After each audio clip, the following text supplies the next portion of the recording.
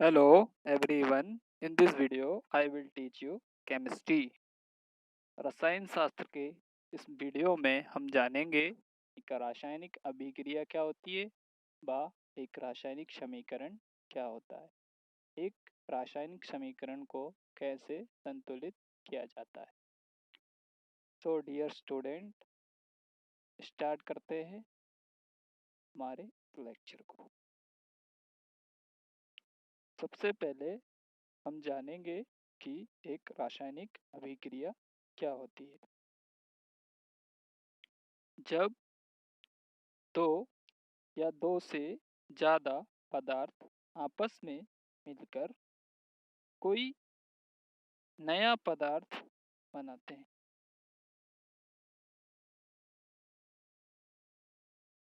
नया पदार्थ बनाते हैं तो एक अभिक्रिया संपन्न होती है।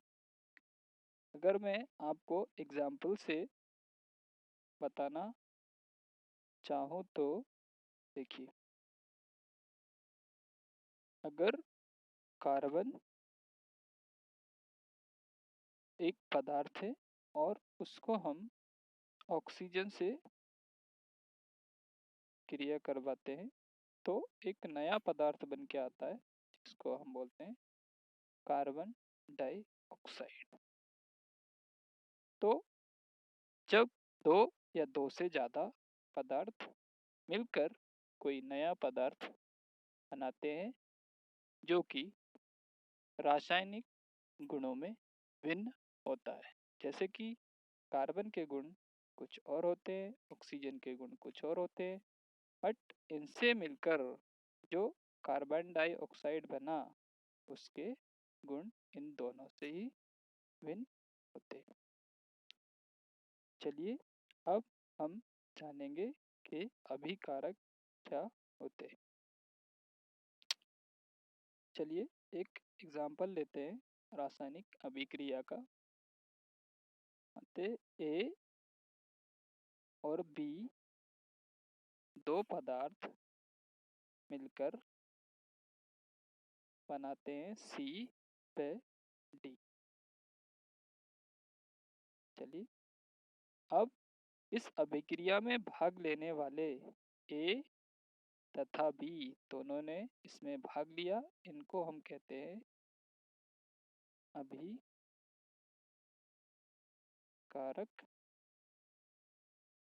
व जो अभिक्रिया के फलस्वरूप बने सी व डी इनको बोलते हैं उत्पाद। चलिए अब इनकी डेफिनेशन को हम जानेंगे।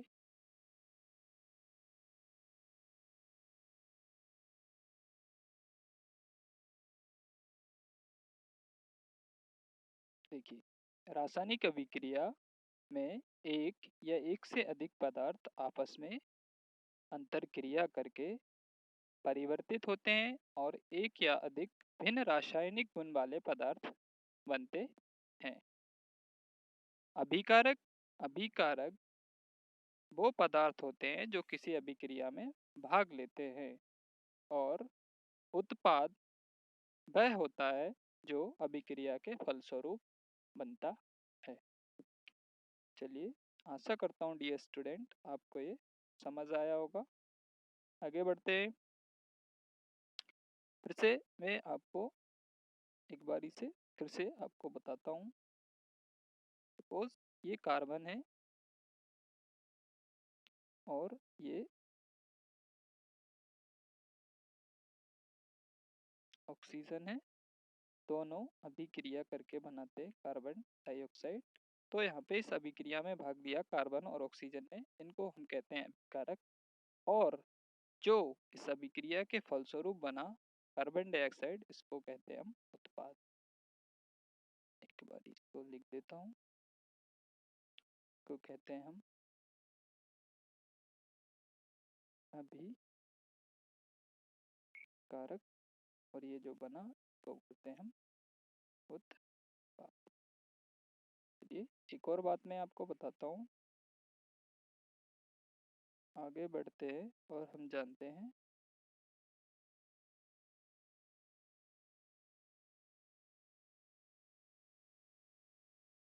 अब जो नया हमारा जो टॉपिक है वो है रासायनिक समीकरण। रासायनिक समीकरण, जब हम किसी अभिक्रिया को उसके प्रतीकों के रूप में लिखते हैं तो जो बनकर आता है वो होता है हमारा रासायनिक समीकरण। देखिए अब मैं इसको आपको समझाता हूँ। जैसे हम एक अभिक्रिया का उदाहरण लेते हैं। सोडियम जब क्लोरीन से क्रिया करता है तो सोडियम क्लोराइड बनता है। तो यहाँ पे हमने सोडियम का प्रतीक लिखा, यहाँ पे क्लोरीन का प्रतीक लिखा और जो बना उसका प्रतीक लिखा, सोडियम क्लोराइड। तो ये जो हमारा निरूपित करने का जो तरीका है इसी को हम बोलते हैं रासायनिक समीकरण।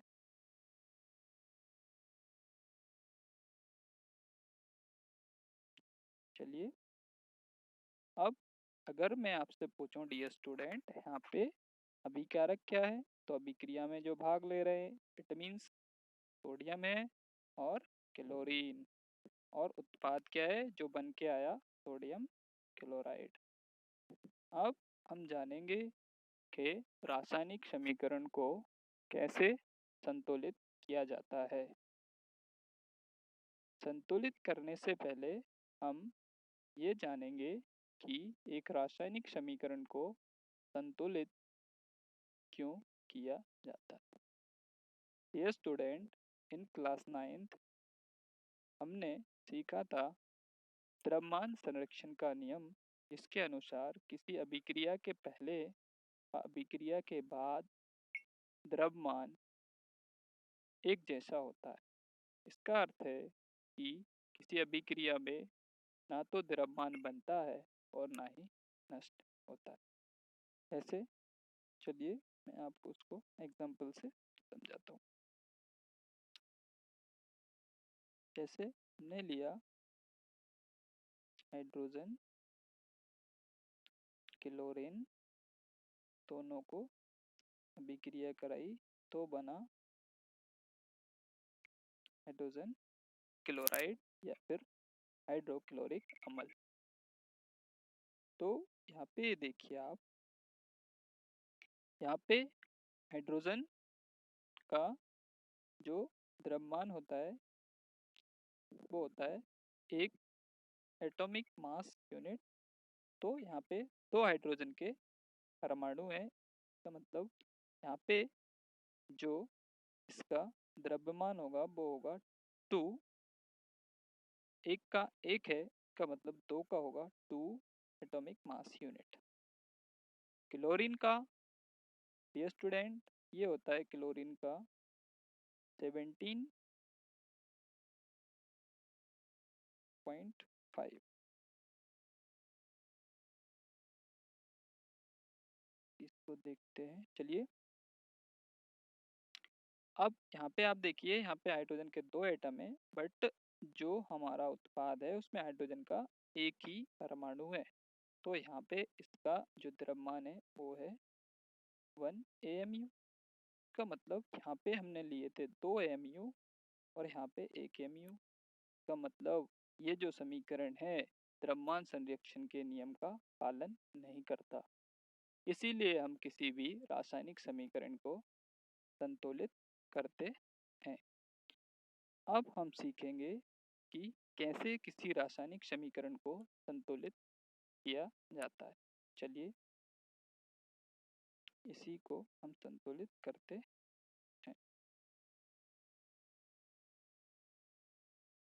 यहाँ पे देखिए अब इसको कैसे संतुलित करते हैं। यहाँ पे हाइड्रोजन है 2, तो यहाँ पे क्लोरीन भी है 2, तो हम क्या करते हैं सिंपली इसको दुगना कर देते हैं। तो दुगना, 2 हाइड्रोजन इधर भी हो गए, 2 क्लोरीन इधर भी हो गए, का मतलब ये अब संतुलित हो गया। चलिए और एग्जांपल लेते हैं। और ने लिया यहाँ पे मैग्नीशियम, उसको ऑक्सीजन से क्रिया करवाई तो बना मैग्नीशियम ऑक्साइड। देखिए ये स्टूडेंट यहाँ पे ऑक्सीजन के 2 एटम हैं, ठीक है, बट यहाँ पे एक ही है, तो इसको क्या कर देंगे हम, डबल। तो ऐसा करने से मैग्नीशियम भी डबल हुआ और ऑक्सीजन भी डबल हुआ। बट यहाँ पे तो मैग्नीशियम एक ही परमाणु है, यहाँ पे 2 हो गया, तो हम क्या करेंगे, इसको भी डबल कर देंगे। अब ये क्या है, संतुलित है। चलिए अब और आगे बढ़ते हैं, कुछ और एग्जांपल देखते हैं।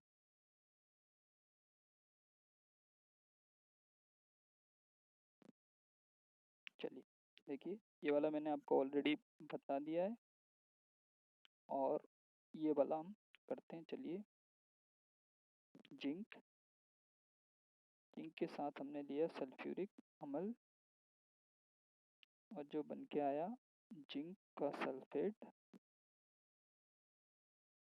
और साथ में हाइड्रोजन। देखिए यहाँ पे जिंक का एक परमाणु है, ठीक है, यहाँ पे भी एक ही है, यहाँ पे सल्फेट है, यहाँ पे भी सल्फेट है, कोई दिक्कत नहीं। अब हाइड्रोजन यहाँ पे 2 है, हाइड्रोजन यहाँ पे भी 2 है, मतलब ये ऑलरेडी संतुलित है। दूसरा एग्जांपल लेते हैं। यहाँ पे देखिए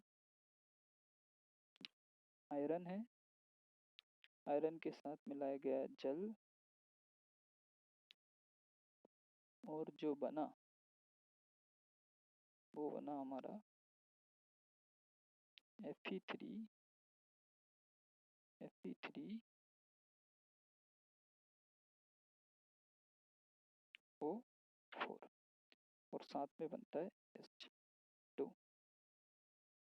चलिए, अब क्या ये बैलेंस है, तो आप बोलोगे डी स्टूडेंट नहीं, यहाँ पे जो हमारा आयरन है उसके 3 परमाणु है, बट यहाँ पे नहीं है, तो इसको भी क्या करेंगे हम, 3 यहाँ पे लिख देंगे, 3, ये 3। अब हम बैलेंस करते हैं ऑक्सीजन को। ऑक्सीजन यहाँ पे है 4, बट यहाँ पे एक ही है, तो यहाँ पे सिंपली 4 से मल्टीप्लाई कर देंगे। तो यहाँ पे ऑक्सीजन तो हो गया 4, बट हाइड्रोजन हो जाएगा 4 2 जा 8। तो इधर भी हाइड्रोजन ऐड करने के लिए यहाँ 4 से मल्टीप्लाई कर। चलिए मैं फिर से आपको इसी को बताता हूँ ब्लैंक स्लाइड में।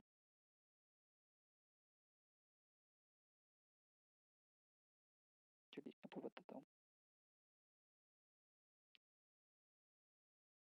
आयरन,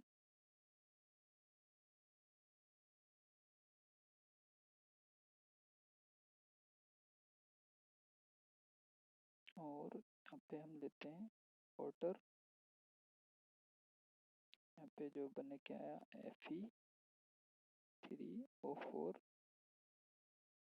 एंड यहाँ पे हाइड्रोजन। देखिए यहाँ पे आयरन को आप सिंपली 3 कर लोगे, ठीक है, यहाँ भी 3 हो गया, यहाँ भी 3 हो गया। ऑक्सीजन को 4 करने के लिए यहाँ क्या करोगे आप, 4 से मल्टीप्लाई, तो ये तो 4 हो गया, यहाँ भी 4 है, ठीक है। यहाँ पे 4 2 जा 8, मतलब मल्टीप्लाई होगा। देखिए स्टूडेंट, यहाँ पे मल्टीप्लाई करना है आपको, 4 2 जा 8, तो यहाँ पे होंगे 8 परमाणु हाइड्रोजन के, तो यहाँ पे 8 करोगे, तो यहाँ पे क्या करोगे, सिंपली 4 से मल्टीप्लाई का 4 2 जा 8, ये बैलेंस। चलिए आगे बढ़ते हैं। अब हम जानेंगे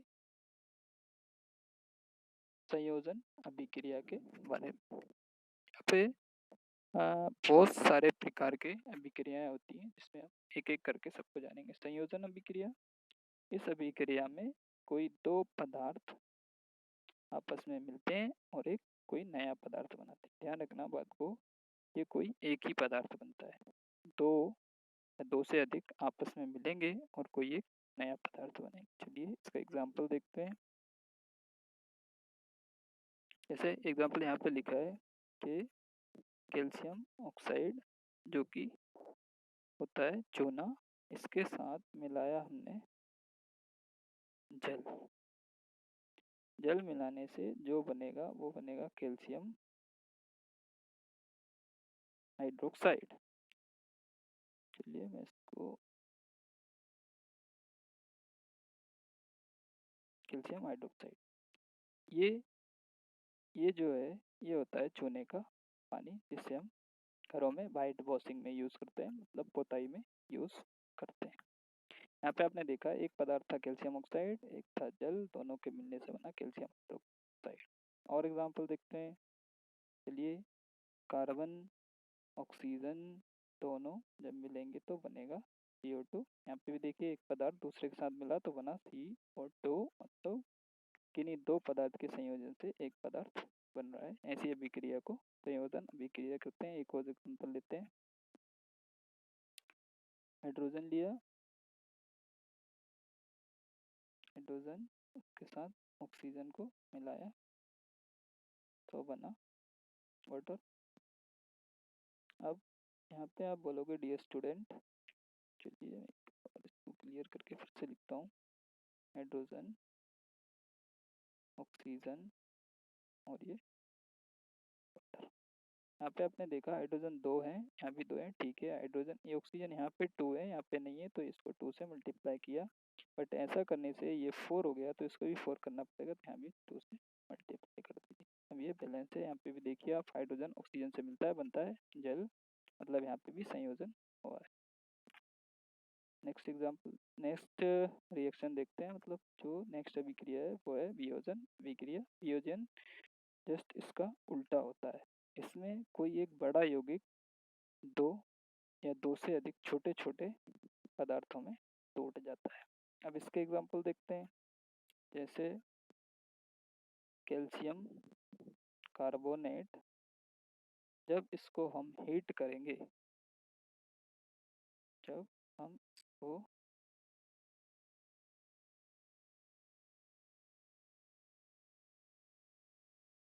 कैल्शियम कार्बोनेट जब हम इसको हीट करते हैं तो बनता है, एक तो बनता है लाइम चूना और दूसरा बनती है CO2। यहाँ पे आपने देखा एक बड़ा यौगिक चूना, जिसको हम बोलते हैं चूना पत्थर, जब ये टूटा तो बना यहाँ से कैल्शियम ऑक्साइड और कार्बन डाइऑक्साइड। अब अगला देखते हैं। अगला एग्जाम्पल है सिल्वर क्लोराइड का, और इससे बना सिल्वर और क्लोरीन। तो फिर से लिखता हूँ, सिल्वर क्लोराइड और ये ब्रेक हुआ सिल्वर और क्लोरीन। तो नीचे सिल्वर एंड क्लोरीन। अब स्टूडेंट आपने देखा है यहाँ पे कि यहाँ पे क्लोरीन 2 है, तो इधर भी 2 से मल्टीप्लाई करेंगे। ऐसा करने से Ag भी 2 हो जाएगा, तो यहाँ पे भी 2 करना पड़ेगा। ये बैलेंस हो गया। यहाँ पे भी आपने देखा AgCl दो छोटे छोटे पदार्थों में टूट गया, इसको हम बोलते हैं वियोजन विक्रिया। आगे बढ़ते हैं। विस्थापन अभिक्रिया। विस्थापन अभिक्रिया में किसी यौगिक में एक तत्व दूसरे तत्व का स्थान ले लेता है। जैसे चलिए एक अभिक्रिया लेते हैं, जिंक, एक लेते हैं हम कॉपर सल्फेट,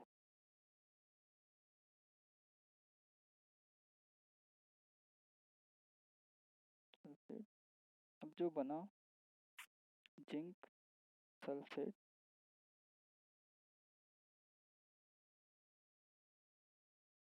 और कॉपर। चलिए दोस्तों समझते हैं इसको एक एग्जाम्पल के थ्रू। जैसा कि फर्स्ट एग्जाम्पल हम यहाँ पे लेते हैं, जिंक कॉपर सल्फेट, दोनों को अभिक्रिया कराते हैं तो बनेगा जिंक सल्फेट और कॉपर। चलिए यहाँ पे देखिए पहले जो यौगिक था वो था कॉपर सल्फेट, फिर जब ये अभिक्रिया हुई तो बना जिंक सल्फेट। इसका अर्थ ये है कि जिंक ने कॉपर को विस्थापित कर दिया, कॉपर को यहाँ से हटा दिया और खुद उसकी जगह ले ली। देखिए जिंक सल्फेट हो गया, पहले कॉपर सल्फेट था, पहले जिंक बाहर था, अब कॉपर बाहर हो गया। इसका मतलब ऐसी अभिक्रिया जिसमें एक तत्व किसी यौगिक में दूसरे तत्व को प्रतिस्थापित कर देता है, विस्थापन अभिक्रिया कहलाती है। चलिए आगे बढ़ते हैं और देखते हैं दूसरी अभिक्रिया।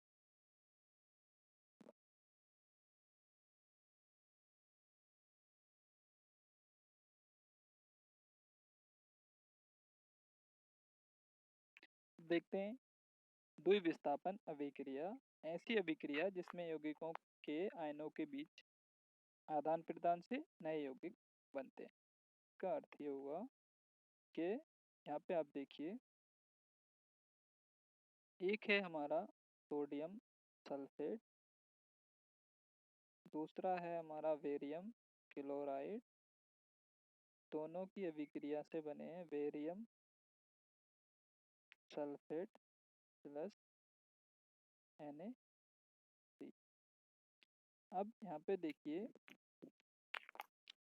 बेरियम बनाता है सल्फेट और सोडियम बनाता है क्लोराइड। यहाँ पे इनके बीच आयंस का क्या हुआ, आदान प्रदान, और नए यौगिक बन के आते हैं। इस अभिक्रिया को बोलते हैं द्विविस्थापन अभिक्रिया। आप यहाँ पे देख सकते हैं 2 बार विस्थापन हुआ है, यहाँ पे सोडियम को क्लोरीन के साथ और सल्फेट का बेरियम के साथ। चलिए आगे बढ़ते हैं। अब हम देखेंगे रेडॉक्स अभिक्रिया। रेडॉक्स अभिक्रिया में वह अभिक्रिया जिसमें क्रिया कारक का ऑक्सीकरण भी होता है तथा दूसरे क्रिया कारक का अपचयन भी होता है। अब मैं आपको बताता हूँ कि ऑक्सीकरण क्या होता है और अपचयन क्या होता है। ऑक्सीकरण को हम उपचयन भी बोलते हैं, उपचयन भी कहते हैं। एनसीईआरटी में इसको उपचयन लिखा गया है। मैं आपको ठीक करके लिख देता हूँ।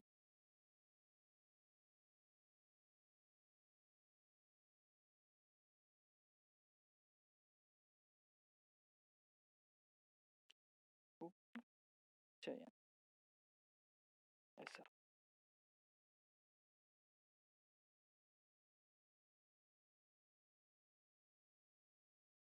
चलिए सबसे पहले मैं आपको बताता हूँ ऑक्सीकरण व अपचयन के बाद हम रेडॉक्स अभिक्रिया को देखते हैं। देखिए कहीं भी किसी तत्व के साथ ऑक्सीजन का जुड़ना या फिर हाइड्रोजन का निकलना, इसे हम कहते हैं ऑक्सीकरण। दूसरी ओर अपचयन, अपचयन में क्या होता है, ऑक्सीजन का बाहर निकलना व हाइड्रोजन का जुड़ना। चलिए यहाँ पे मैं आपको समझाता हूँ तो आपको समझ में आएगा उदाहरण के। देखिए हमने लिया कॉपर सल्फेट और इसको जिंक के साथ अभिक्रिया करा दी।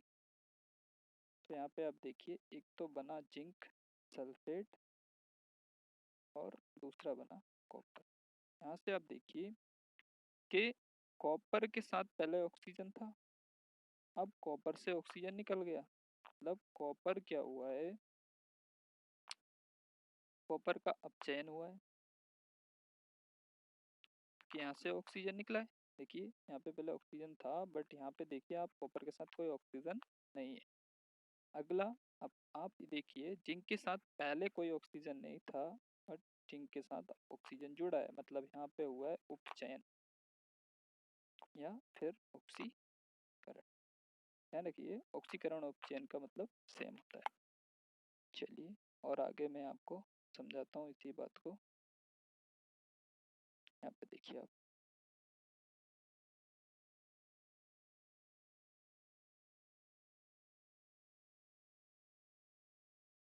अब इसके बाद हम ऊष्माक्षेपी अभिक्रिया को समझेंगे।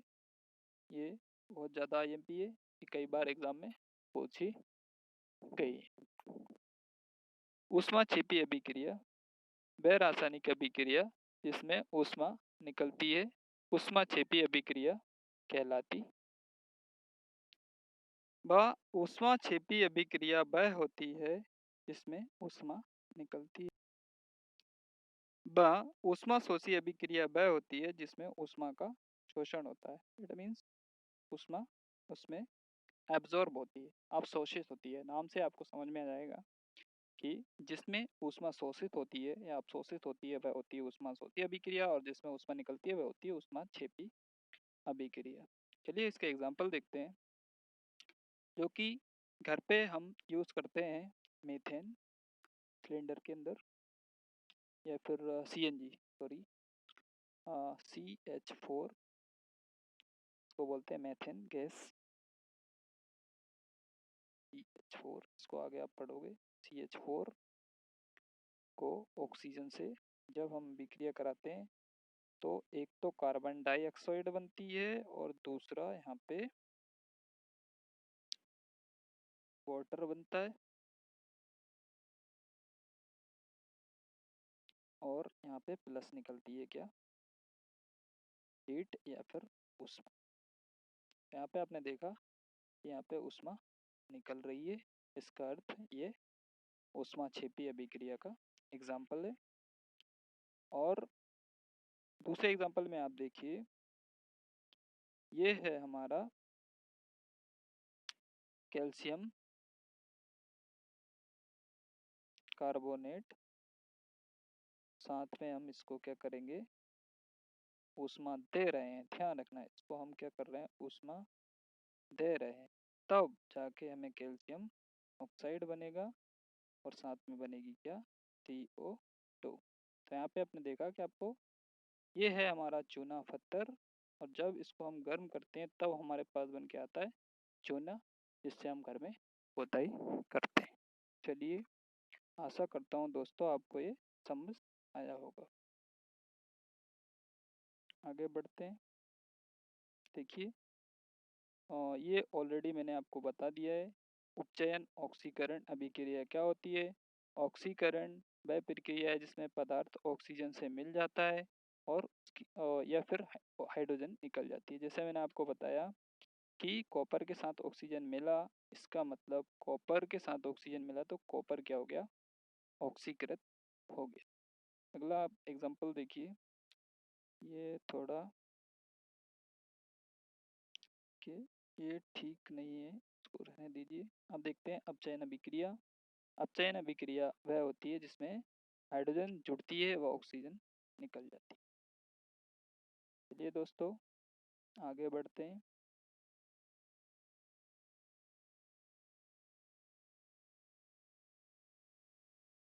चलिए डियर स्टूडेंट, ये हमारा लेक्चर यहीं पे समाप्त होता है, और अगले लेक्चर में हम इस चैप्टर के बचे हुए टॉपिक, इसमें एक विकृत गंधिता व संचरण, उसके बारे में पढ़ेंगे। अगर आपको इस वीडियो में कोई चीज़ समझ नहीं आई है तो आप एक बार 9th के बेसिक की क्लास लीजिए। मैं इसके बाद 9th की बेसिक क्लास भी आपके लिए लेके आऊँगा। Thank you dear student.